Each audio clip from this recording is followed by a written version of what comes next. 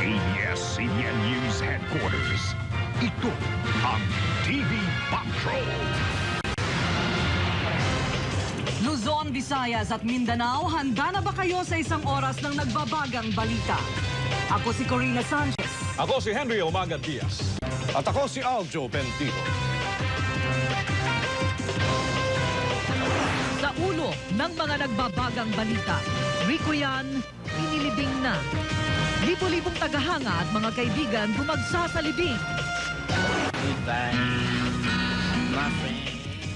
At tampok ang alay ng mga fans kay Rico yan at ang mga naiwang alaala ng yumaong aktor. Ang lahat ay may katapusan. Itong Nagluksa ang buong bayan sa paghahatid sa huling hantungan sa batang aktor na si Rico Yan. Pansamantalang tumigil ang gulong ng mundo para sa kanyang mga kamag-anak, kaibigan at tagahanga upang tunghayan ang huling paglalakbay sa mundo ng kanilang minamahal. Ang report mula kay Linda Humilla. May isang oras din ang tinakbo ng funeral convoy mula Lasal High School sa Green Hills, San Juan hanggang Manila Memorial Park sa Parañaque.